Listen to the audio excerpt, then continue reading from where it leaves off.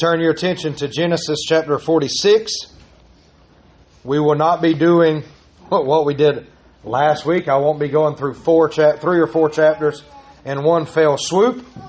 We're turning our attention back to Jacob, really, at this point.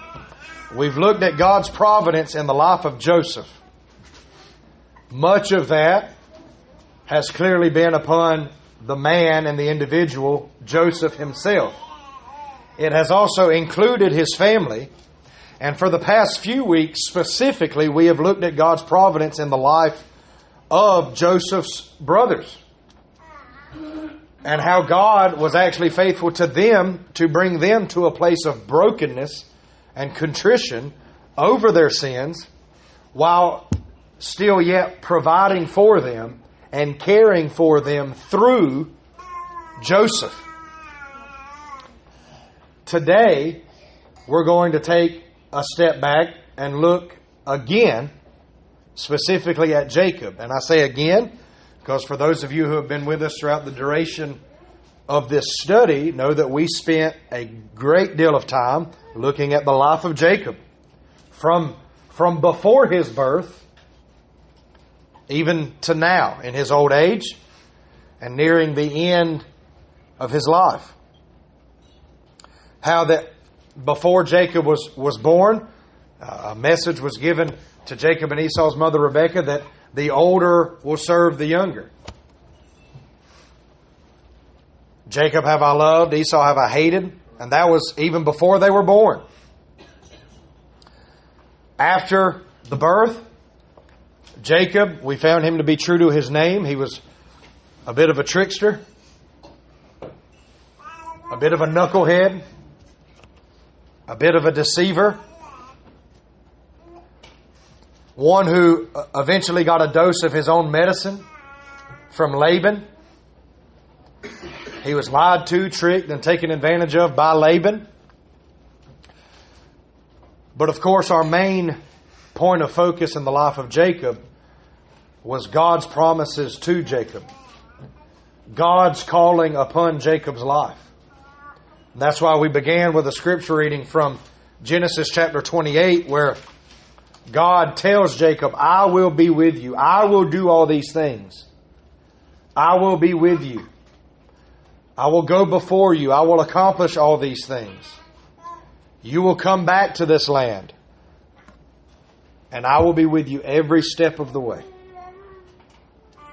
And even at the end of that interaction, when we were going through the life of Joseph, we repeated over and over again that at the end of that interaction, Jacob still said,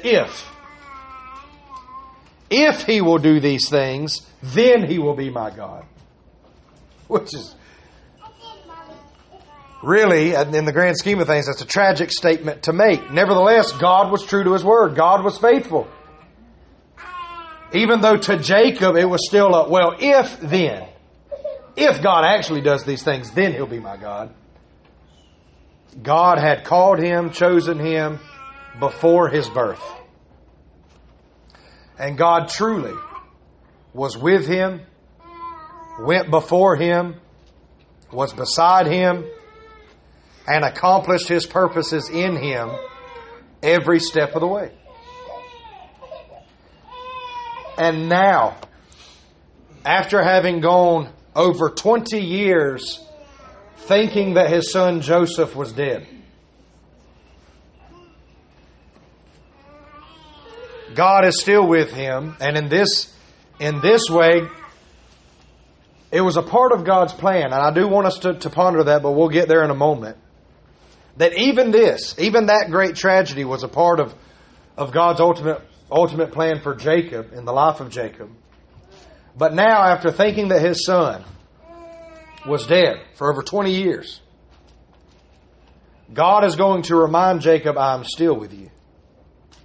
And I will be with you, and do not be afraid to go to Egypt. And so specifically this morning, we are simply going to look at a point that we have looked at over and over and over again. And again, as your pastor, I hope that you are never able to forget this, that we are not so forgetful that we start to overlook this in our own lives, that we lose focus upon this, God is faithful. God is faithful.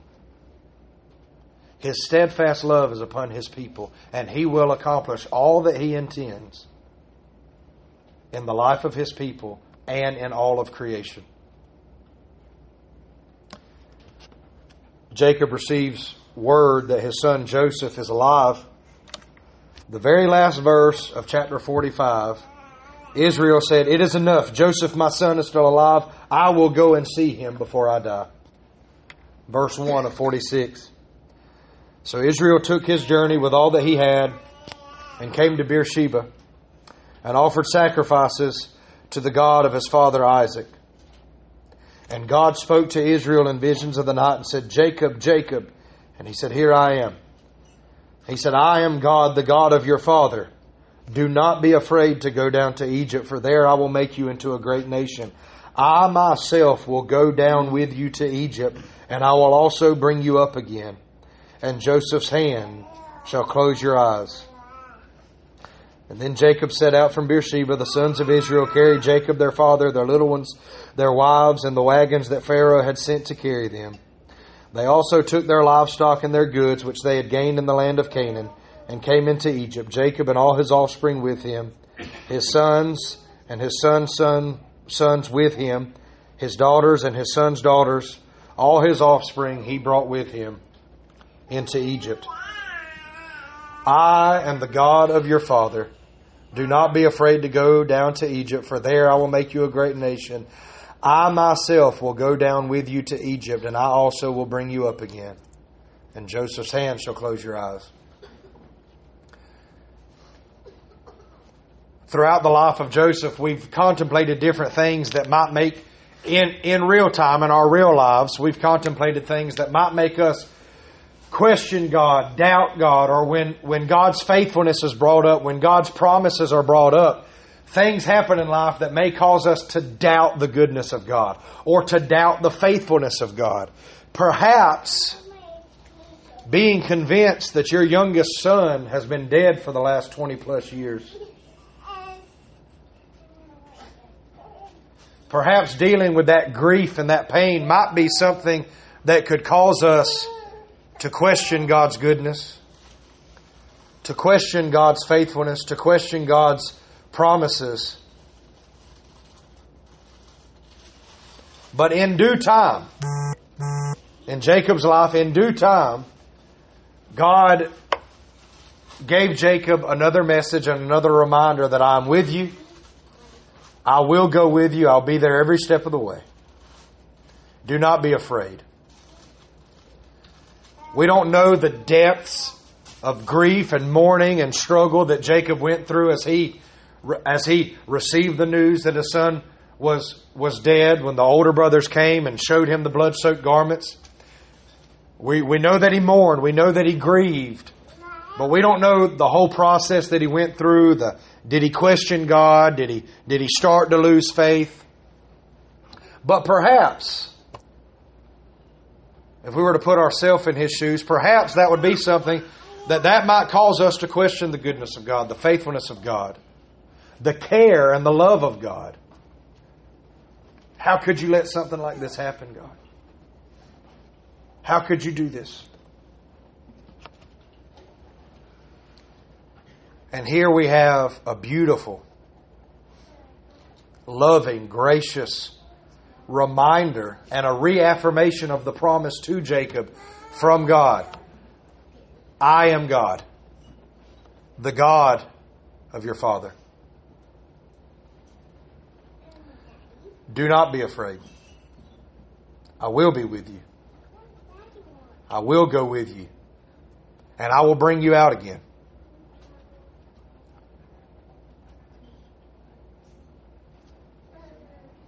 And what that means for us today, as we contemplate that, okay, in Jacob's life, he was chosen, he was called before he was ever even born. From before his birth, all the way to the end of his life, God was with Jacob. here's the thing. Jacob is not unique in that. All of us who are God's children, from before our birth till the day that we pass, God is with us every step of the way. God is accomplishing His purposes every step of the way. Even when we aren't interested in Him, even when we're not paying attention to Him, even when our affections are not towards Him, He is still accomplishing His purposes and His will in our lives. And in due time, He will make Himself known to us. And it will become known in our own hearts. We are His. We are not our own. We are His. And throughout our lives, time and time again, God will remind us, I am with you. You are not alone. Do not fear. Do not be afraid. I'm with you. And I want us to contemplate that specific point this morning. When you hear me as your pastor say, God is faithful, that should comfort our souls. God is faithful, that should give us reason to rejoice. God is faithful, that should help us along our way. When you hear me as your pastor say things like that, when you're at home considering God is faithful, you can look at the little things and say, yes, God is faithful in the little things. Or you can zoom out and look at your entire life from start to finish. And I believe that this is a healthy, beautiful exercise that every Christian should begin to practice when God gives us the opportunity to just sit and contemplate. We would do well to look back at our lives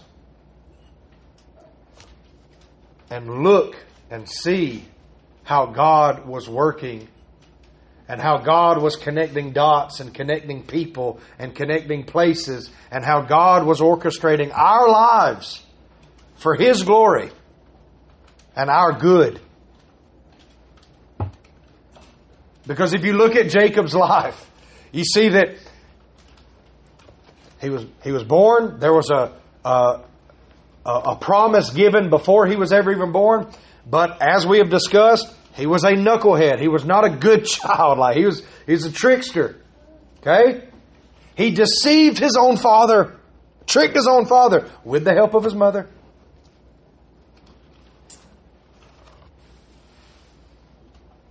Had to basically run away from home, if you will, to put it very loosely and simplistically.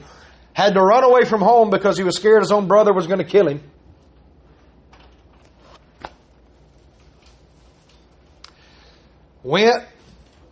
Worked for 7 years to marry the woman that he loved. And when he woke up the next morning, it was her sister.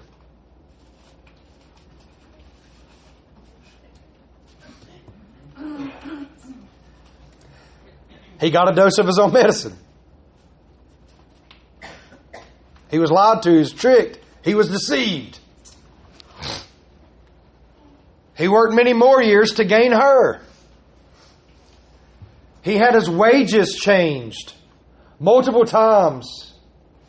He was mistreated, was lied to, worked for a dishonest, greedy man. And it was that process that God used to humble the man, Jacob. And God was with him every step of the way. And as we zoom out, we say, wow, it was a part of God's plan for Jacob the whole time.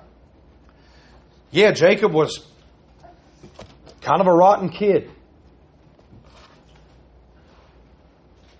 Had to flee from his own family. Married the wrong woman. Married the right woman, had his wages changed, was taken advantage of. He had a pretty hard life, or at least a pretty up and down life. And it was all a part of God's plan.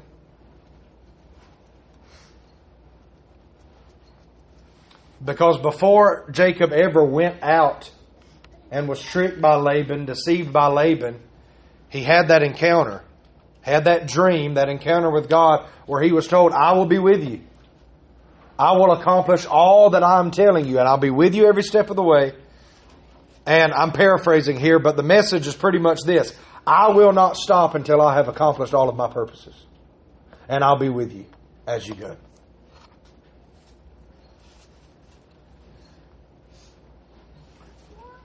As Jacob gained his freedom away from Laban, it was God who blessed him in a miraculous way.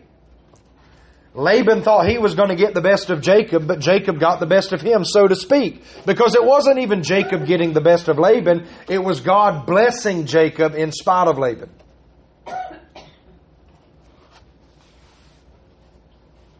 Jacob's family increased. He had many sons.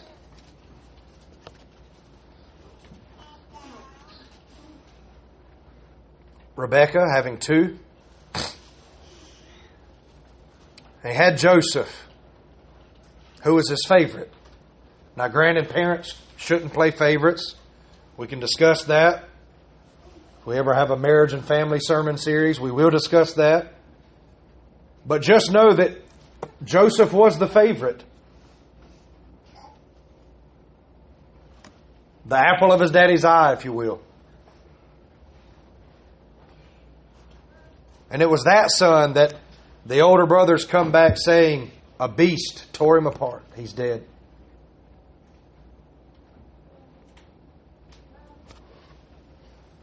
And in the meantime, as the father mourns, God has Joseph in Egypt and is using Joseph to preserve life for Israel. Now, we can say that in a few different ways. Say, preserve Israel's life, literally the person Israel, because the household is going to go there and Jacob's going to live another 17 years before he passes. So he's literally preserving Jacob's life, the household of Jacob, but then ultimately the nation of Israel. If Jacob and his household perish in this famine, there is no nation of Israel later. God, in the person of Joseph, with him being in Egypt, and by Joseph's own admission and understanding to his own brothers, that's exactly what he says. God sent me here to preserve life for many, to preserve life for you. And we know that God is doing just that, preserving Israel's life. Jacob, his household, and the nation to come. And in all of that, every last bit of that. And here, please, focus in on this. Because I know this is like big picture stuff and I'm connecting a lot of dots here. But all of that is connected to God is faithful. God is faithful to Joseph and all that he has accomplished in Joseph's life thus far. God is faithful to Jacob and all that he has accomplished in Jacob's life so far. God is faithful to Israel, the nation, in all that has taken place. From the very start, the fact that God called Abram. Abram was not an Israelite. There was no such thing as a Jewish person. There's no such thing as an Israelite. God who calls into existence things that don't exist. He called into existence His people, the nation of Israel. He did that out of the good pleasure of His will. Why did He do that? Well, that would be connected to a promise. We would have to go all the way back to Genesis 3. God gave a promise that the head of the serpent would be crushed.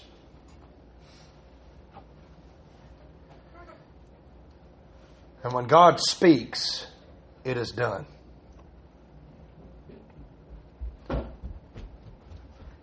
we trace the lineage of Christ back, we would see that obviously Christ came from the tribe of Judah. He is the Lion of the tribe of Judah. Judah, one of the 12 sons of Israel.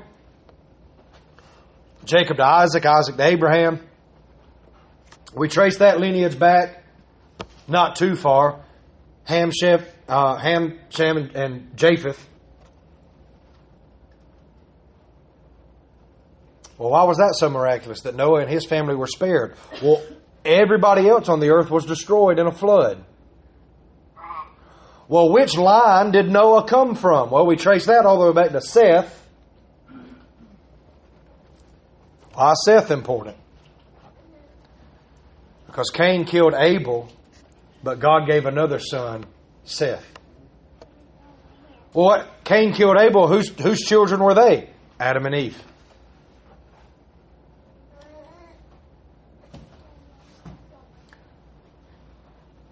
The promise was given that there would be enmity between the seed of the woman, Eve, and the seed of the serpent.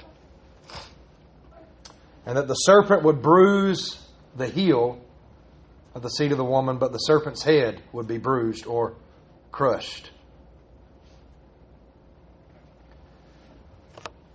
When we look at the life of Joseph, when we look at the life of Jacob, when we look at the life of all of the other sons of Israel, when we look at the life of Abraham, the life of Noah, when we look at all of the book of Genesis, it's not just about those individuals. It is about what God is accomplishing in creation, in His people, His plan of redemption that He set in motion out of His own amazing grace, and how He is bringing salvation to His people. How He is with His people every step of the way. You say, Caleb, why is it so important for us to get the big picture idea like that? Why do you want to just, laser that into our minds and put that in our brains, that we just remember that all the time? Why is that so important for you? Because I know and you know that when the tragedies of life hit, when hard times hit, it is so hard for us to detach ourselves from what is right in front of us. All we can think about is what has just happened. All we can think about is how hard life is. All we can think about is how difficult things are right now. All we can think about is how painful things are right now. But if we can detach ourselves from that and remind ourselves, life is not just what is happening to me right now. Life is not just what I'm going through right now or the last few weeks. And we take a step back and we say, how does this fit within God's plan for my life? What's the big picture? And even if we can't answer the question right then, we simply remind ourselves of this. God, whatever you are accomplishing right now, I know that it is good, and I know that you will bring yourself glory some way, somehow, through everything that is going on right now. And if you're anything like me or our family, because we've talked about this before, in those moments you'll even say, well, I don't believe that right now. I don't feel like believing that right now. You tell it to yourself anyway. In the same way that when you're raising your children and your children talk back to you, or your children say, well, I don't want to do that. You don't just say, oh, well, they said they don't want to do it, so I'm just not going to do it. I give up. You say, no, and you tell your children anyway. Sometimes you got to tell yourself stuff anyway. Well, I don't want to believe that right now. I don't feel like that's true right now. Okay, self. Doesn't matter how you feel. Here's what the truth is. And we remind ourselves of God's goodness and His faithfulness in the midst of the pain and the trials and the sufferings of life. And when we don't feel like believing those things, or when we feel like those things are not true, by God's grace, we can say, I believe, help my unbelief. We can ask for forgiveness in the moment. God, I know I should believe this. God, I know I should have faith, but I'm failing. I'm struggling to have faith right now, God. And He will continue to be gracious, and He will continue to be merciful.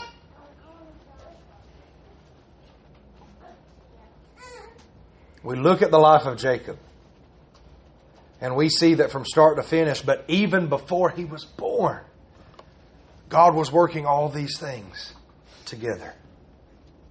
God was accomplishing all that He intends. We would do well to remind ourselves in the sufferings of life, there is a much bigger picture. There is a much grander plan that God is working, that God is bringing together. That doesn't mean that our suffering in the moment doesn't matter. I'm not encouraging us just to take the mindset of like, oh, well, whatever happens to me isn't that big of a deal because of the bigger picture. And blah. No. In fact, it does the very opposite. The suffering that you might be going through right now, the pain that you might be enduring right now, because it has a purpose in the grand scheme of things, because it has a purpose in God's plan, that gives it great significance and great importance right now as you go through it.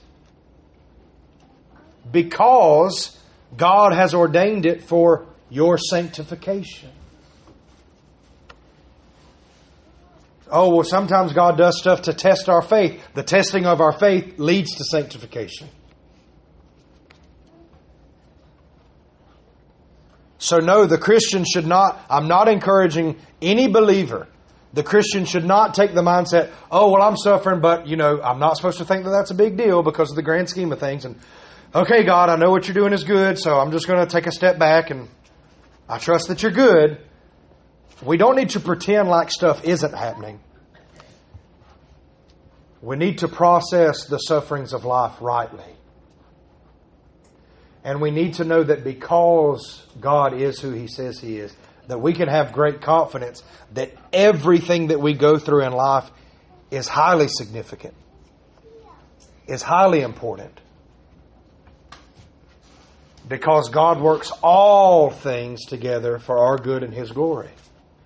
So everything that happens in our life is of great significance and is of great importance because God has ordained that these things be in our life. And what is His will for our lives? Our sanctification.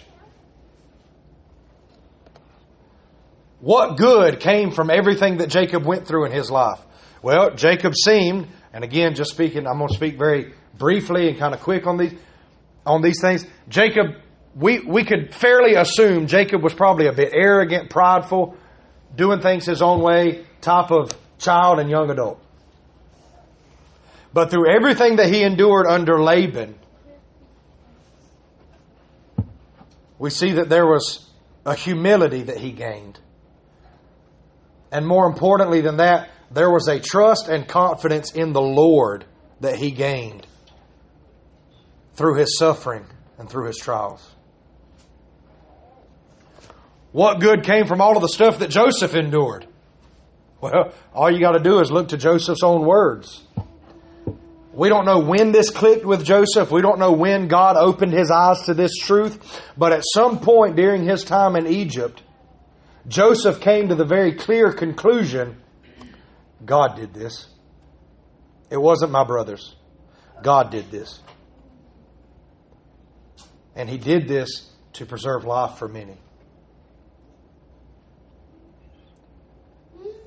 Joseph had a firm grasp upon reality. Because the reality is whatever takes place in our life, ultimately, and I'm not trying to flatten this out. We are human beings. We've got to go through whatever emotions that we need to process through. If it's grief, we need to go through that grief process. If it's anger, we need to process that anger in a healthy Christian way. If it's sadness, depression, we need to process through that. We can't just pretend that it's not there. But ultimately, we can say, God has done these things. God is the one who says, I work all things together for good for those who love me and are called according to my purpose. At the very end of Genesis, we will see where Joseph plainly tells his brother, you meant this for evil, God meant this for good. That doesn't insinuate that God is just kind of like, well, this is heading in a bad direction. I'm going to redirect it. I'm going to come up with a different plan to try to right this ship and fix it. No, that insinuates that God has been in control the whole time. And He is orchestrating things together the whole time because He is the sovereign God of all creation.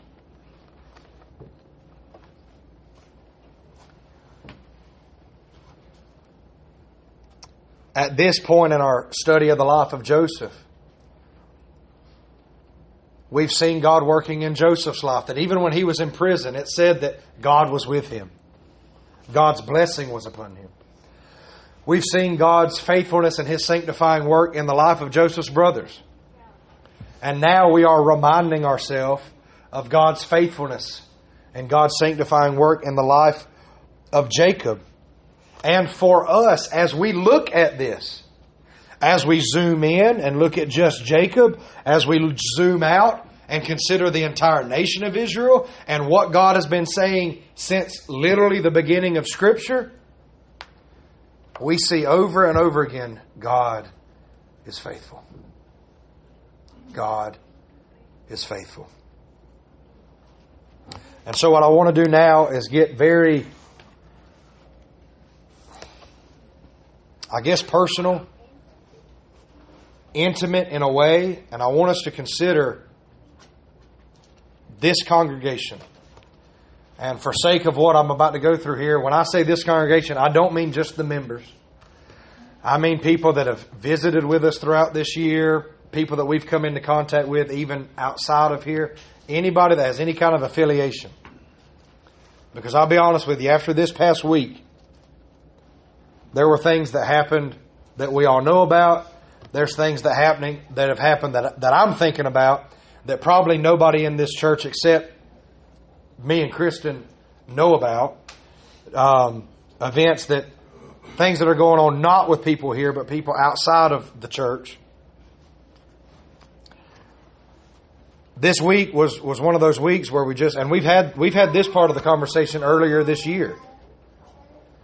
It just seems like there's been so much going on, and sometimes so much is going on that it feels like as soon as you come up for air, you're back under again. And it's just kind of like, man, there's so much tragedy that's going on. There's so much death that's happening. There's so much struggle and sickness and people having different surgeries and sudden health issues. And if we would just sit and think, it's not even quite October. If we were just to sit and think about everything that we can think of that has happened here within this church body, we would probably sit here for quite some time listing out the sicknesses, the deaths, the tragedies, the things that have gone on that as a believer, it is some sort of a struggle. We'll ultimately categorize it just as that. It's a struggle. It brings us low. It's something we have to work through emotionally and spiritually. This year has been heavy. And so, coming to church this morning, I, as pastor, just had a really heavy heart, just a lot on my mind. This past week was one of those weeks that as a pastor, you kind of, there is a mental, emotional struggle that you have at times as a pastor where it just hits you. Man, I'm just not capable of being everywhere at once.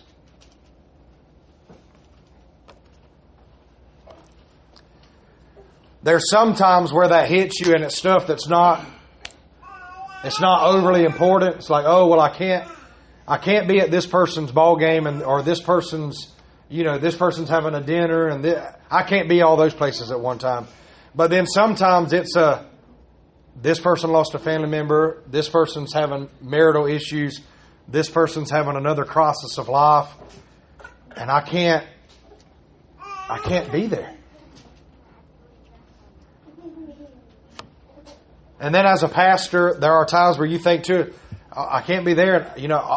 Then I've got, there's stuff my family needs me to be present. And it's just the way, and please understand, this isn't me complaining or even looking for your sympathy. I'm just telling you, driving to church this morning, my heart was heavy. And even just before church this morning, it was as if God just reminded me, hey, what are you preaching on this morning, Caleb? As a pastor, I do well to remind myself, I can't be everywhere. But people don't need me to be everywhere. People need God to be everywhere and to be working in every area of their life. And He is.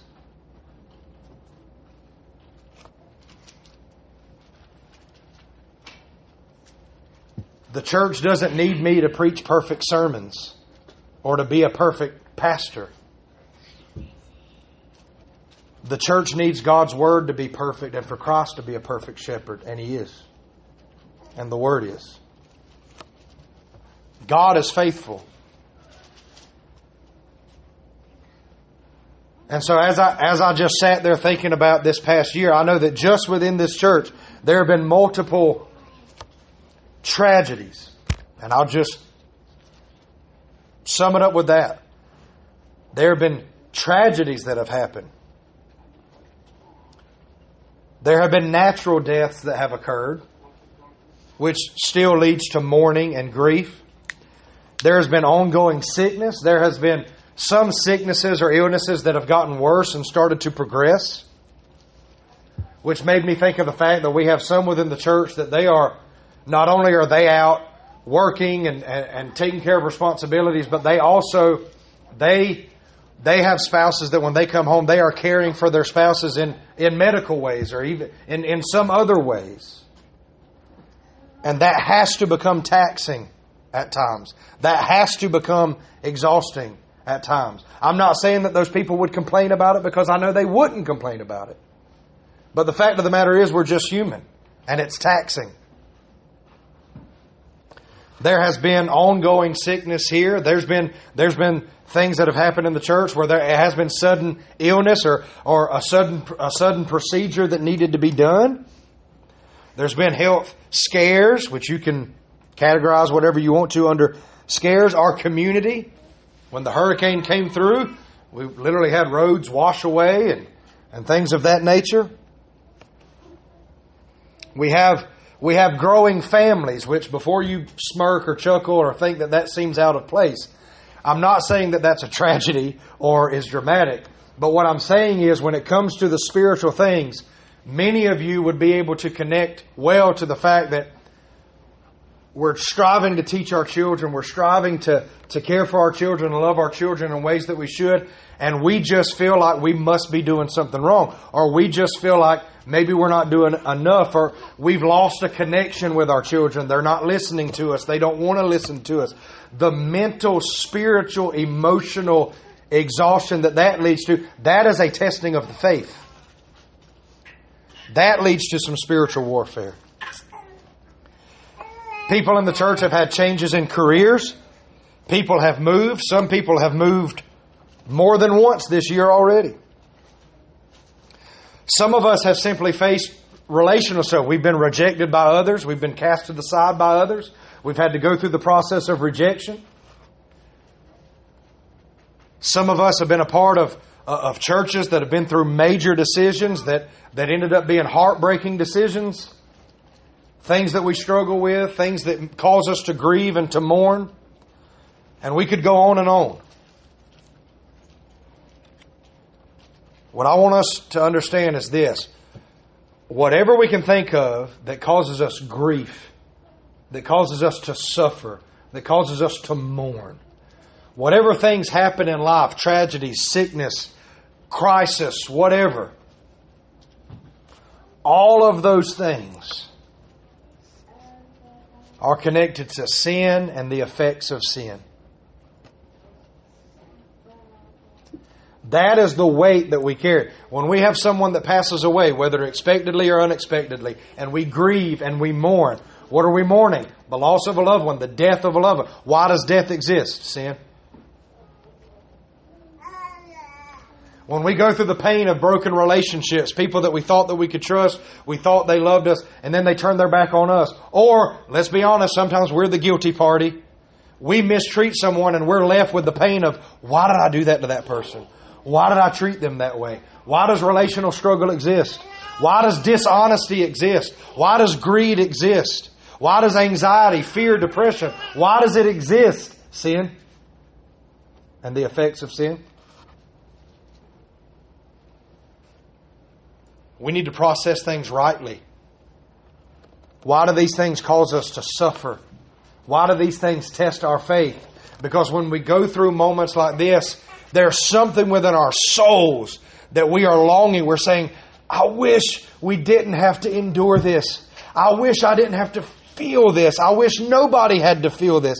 I long for a place where stuff like this, where suffering, where pain, where tragedy, where death, I long for a place where this didn't exist.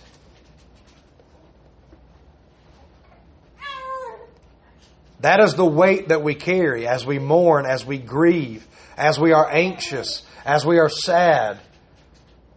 That burden we carry is sin and the effects of sin. Our faith will be tested in a variety of ways. And today I just want to remind all of us that the only reason that we feel the weight of any of this stuff is because of sin and the effects of sin. And now this. The only reason that anyone could ever have a hope of that weight of sin not crushing them and controlling them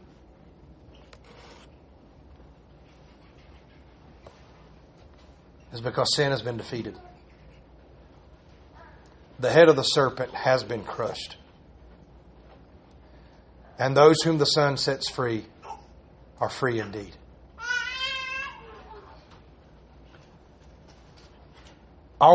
Can we ever make a human existence that is free from suffering and shame? No. But is there a way for an individual to endure and persevere through much suffering, through much sin, through much pain? Is there a way for anybody to endure all of that and still be joyful? Yes. And still be content? Yes.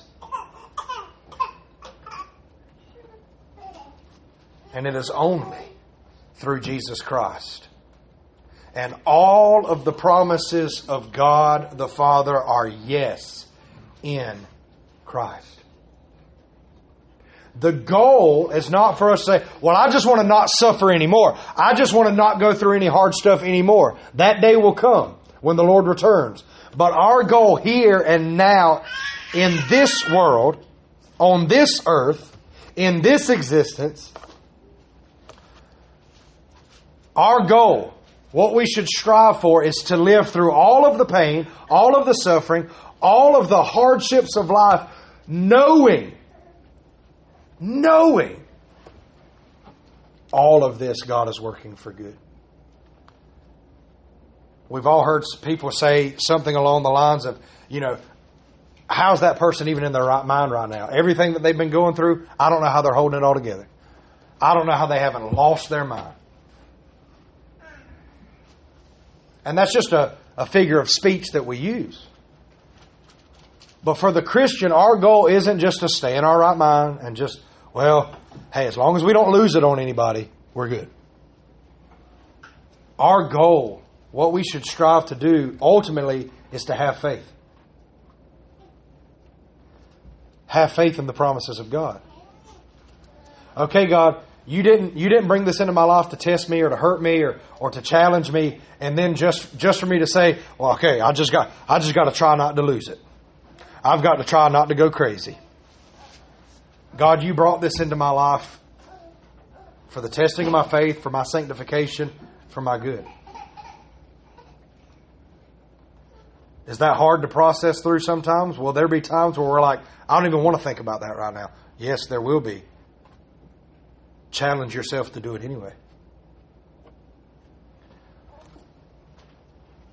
Because not only we have the promise that He works all things together for good, but when we ask ourselves, well, what good is suffering? What good is pain? What good is tragedy? All of those things point us to Christ. Because on the one hand, we say, it's only because of sin that we have to endure all this stuff. It's only because of sin that any of this pain and tragedy and heartache exists. And it's only because of Christ that sin has been defeated. It's only because of Christ that we have hope that there will be a new heavens and a new earth, where there will be no more tears, no more sorrows, no more sadness, because nothing will be cursed anymore in the new heavens and the new earth. All things made new. Nothing will be accursed. What? A curse? Why is that an important word? Well, there's a sin curse. Sin has been defeated. Death has been defeated. And in the new heavens and the new earth, nothing in all of creation will be tainted, will be affected by sin. We have that as a hope to come.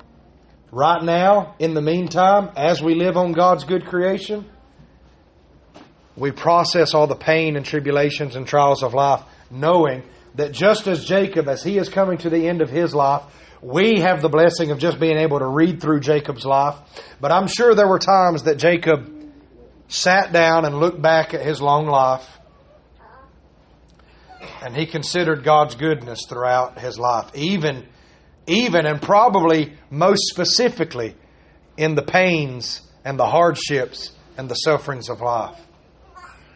And by God's grace, many years from now, if we are given the opportunity to look back on our lives, here's what we will find to be true. God was faithful. God was with us every step of the way. And not only was He with us every step of the way, but because of what we know from Scripture, He was with us before we were ever even in our mother's womb.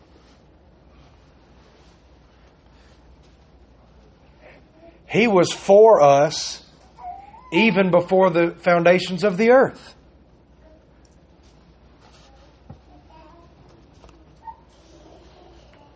He is faithful. Here at this church, as your pastor, I know that there has been great pain, heartache, struggle, turmoil, suffering, that God is bringing different people within this congregation. He is bringing us through different paths of spiritual growth. And I know that for many that are a part of this church right now, over the last few months, couple of years, the path of your spiritual growth has included much trial and tribulation. God is faithful. That is why I can preach that with such joy, with such passion and zeal, because I know that you need to hear it and be reminded of it just as much as I need to hear it and be reminded of it, and that all of us as God's people need to be reminded He is faithful. He has not forgotten us. When we go through times of hardship, times of trial, that doesn't mean that God is not near to us. It means the very opposite. He is near to us, and He is accomplishing His purposes in us and around us. He is at work. He is faithful to finish what He started. He that has begun a good work will bring it to completion, and we can rest in that. And I pray that we would continue to think about these things and to consider them not only through the rest of today, but every single day of our lives. Jacob, in his old age, thinking his youngest son had been dead for over 20 years, not only was he told that his son yet lives, but more importantly, he worshiped God. And God reminded him, I'm with you. Do not be afraid. I'll be with you all the way. You will go into the land, and I will bring you out of the land. God is faithful. May we meditate on that. May we consider that. May it bring our souls rest and comfort and contentment, even as we go through many and various trials and tribulations. Let's close in a word of prayer.